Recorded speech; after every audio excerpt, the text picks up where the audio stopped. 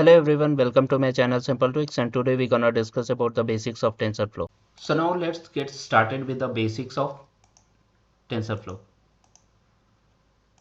For simplicity, I have created this PowerPoint presentation to you.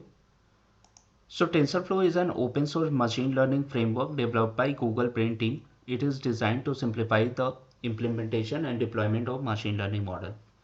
By definition, TensorFlow is a library that helps engineer build and train deep learning model. It provides a quick and efficient way to implement the most common ML scenarios. TensorFlow uses tensors as the basic data structure. But why we use TensorFlow? TensorFlow is versatile and can be used for various machine learning tasks. It is efficient and allows for quick implementation and training of the model. TensorFlow is widely used in industries, making it a valuable skill to learn. What makes it a special is collection of APIs for data processing, visualization, model evaluation, and deployment that makes deep learning accessible to an average developer. It has different flavors such as TensorFlow Lite that enables TensorFlow to run even on a browser using TensorFlow JS. But it has code libraries that can run on multiple GPUs for industry specific use cases. So before diving deep into TensorFlow data type basics, we need to understand what is a tensor, what is a scalar, and what is a vector. So a tensor is a mathematical object that generalizes the concept of scalars and vectors. Before that, we need to understand what is a scalar. So scalar is a single numerical value without a direction. So imagine a temperature such as 25 degrees Celsius. So it is just a value. It does not have anything, any direction or things like that. But when you associate some direction with it, it becomes a vector. We have depicted a scalar, vector, matrix and tensor in this diagram. Coming to the tensor diagram, each pixel can be represented as a tensor with three components, red, green and yellow. The position of pixels in the image correspond to tensor indices, and the color value at that position represents tensor values. So now let's move on to the implementation part of it. So for that, I will activate my Conda environment in which I have downloaded this TensorFlow.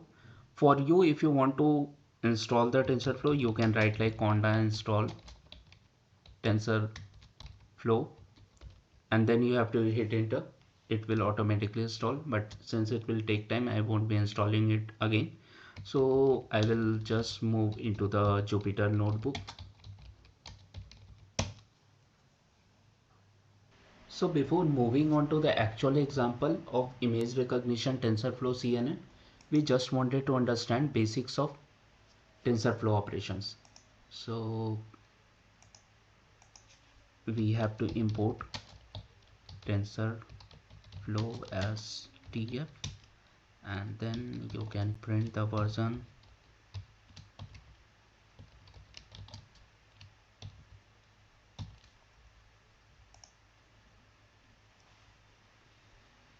So you can see the version is 2.10, and we will try to create some basic example.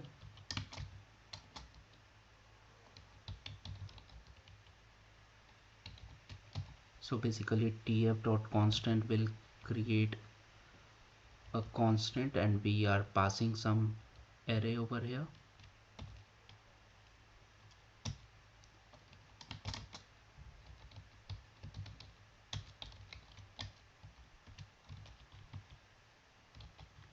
See, TensorFlow operates basically on arrays only, so that's why we need to create them. And tf dot add a comma b. So let me run that. So if you will see in this example, each value got added. So 2 is added to 3 and 3 is added to 6, and that's why we have the output as 5 and 9. And you can see the shape is 2 comma like empty space denotes, it could be anything, and the d type is int 32, and it is of a numpy is equal to array. The output is stored as a numpy. uh, if you will go into another example, like in which we will do the same thing using numpy.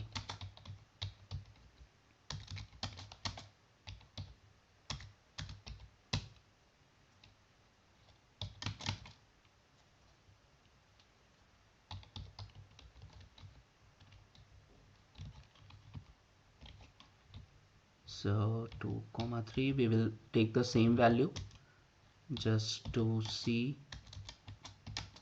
if it is giving us also the same result.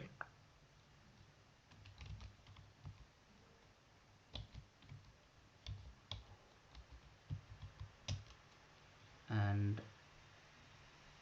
like np dot add a comma b. Yes, so it is also giving us the same result. We will like extend this example in which we will try to like do a matrix multiplication. So we will do np dot math multiplication m comma n. So it is given us the right result, like 2 is multiplied to 3, which becomes 6, plus 3 into 6, 18. So 18 and 6 gives us 24. And if we will try to do the same operation with TensorFlow, let's see.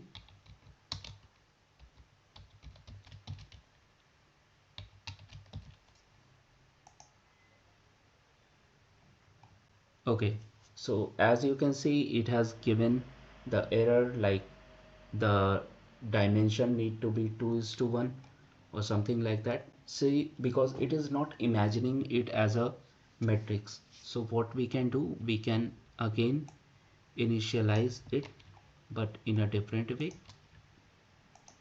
And we have to specify the shape as well.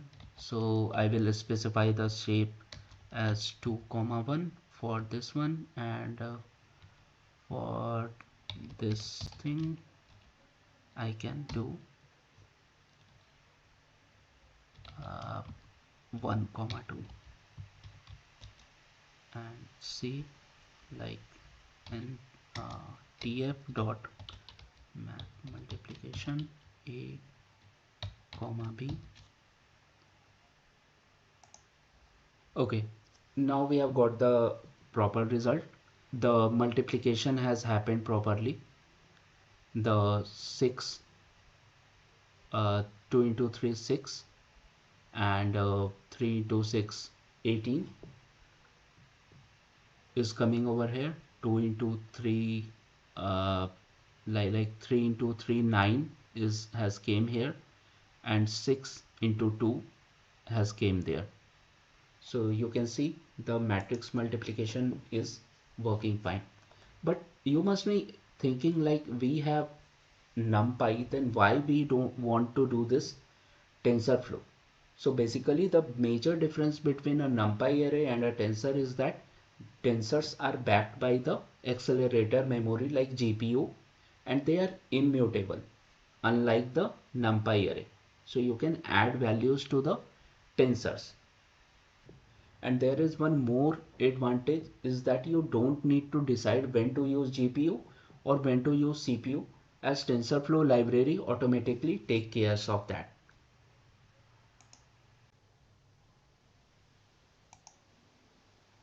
Let's consider a simple example of image processing where we will build a neural network to classify images of handwritten text from 0 to 9 from this MNIST dataset. So MNIST dataset is basically consisting of grayscale images of handwritten digits, each of size 28 into 28 pixels. But before diving deep into the code, we need to understand few basic concepts which we are going to use in this tutorial. So deep learning is actually a subfield of machine learning that focuses on neural network with many layers called deep neural network. These networks are capable of learning intricate hierarchical representation of data, enabling them to perform complex tasks such as image recognition, natural language processing, and many more. So in this example, we will be using CNN as our neural network. So there are two different type of deep neural network in which CNN is convolutional neural network and there is a RNN which is called recurrent neural network. So convolutional neural network are designed to process data through multiple layers of array. This type of neural network is used in application like image recognition. The primary difference between CNN and any other neural network is that CNN takes input as a two-dimensional array and operate directly on the images rather than focusing on feature extraction. This dominant approach of CNN includes solution for problem of recognition, which we will utilize in our course. Now let's try to understand the coding aspect of it. Import TensorFlow as TF. We are importing TensorFlow, and now from TensorFlow.keras.dataset we are importing this MNIST dataset. So TensorFlow provides high-level APIs like Keras, which simplifies the process of building and training neural network, and this is like a go-to tool for the developer. In the second step, we are loading the MNIST dataset using this load data function, and we are segregating it into xtrain, ytrain, xtest, and ytest. Whatever the neural network is going to predict on this xtrain and ytrain is being tested on this xtest and ytest. Now the second step, we are reshaping the image to 3D sensor. So previously it was like a 28 into 28 pixel image. So now we are passing the number of images as 60,000, which is making it as a 3D tensor. Let's execute it. In the second step, what we are doing is that we are normalizing the pixel value to between 0 and 1. Neural network tend to converge faster when the input feature are within the same scale. Normally we used to do this process for other machine learning tasks as well, because normalizing value between 0 to 1 ensures that all features contribute approximately proportionally to the model update during training. So in this example, we will normalize the value to a range between 0 and 1 and convert the labels to one hot encoded vector in the second line. You can see.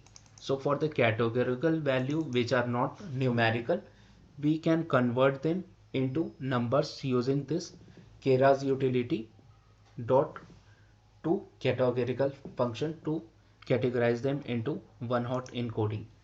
Now we are defining a neural network using TensorFlow Keras API. So what we are doing, that we are creating a sequential model in which we have given this input layer as flatten, and there are dense layer which is followed by a dense output layer. So basically whatever comes in between the input layer and the output layer is known as hidden layer. This hidden layer is often known as neural network's computational engine. The neurons in each hidden layer applies a activation function to the weighted sum of output from the preceding layer and then forward the result to the subsequent layer or the next layer. So here you can see the ReLU activation function is being used in this hidden layer, and there is a softmax activation function being used at the output layer. These activation function are mathematical function. I won't touch base upon them, but before choosing an activation function we have to consider few points.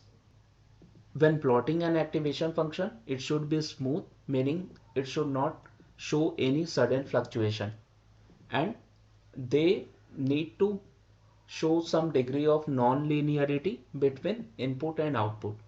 This is because non-linearity contributes to the compactness of neural network. So we will execute this line of code, and this is the final step in which we are doing a compile. Optimizer is equal to Adam, loss is equal to categorical cross entropy, matrix is equal to accuracy. So we are using optimizer as Adam. Over here we are using loss as categorical cross entropy. This is used as loss function for multi-class classification model where there are more than one output labels. The number of epochs which you can see, this is the number of times the model is gonna get trained, and it should get better with every run. This batch size is representing that we are training 32 images at once.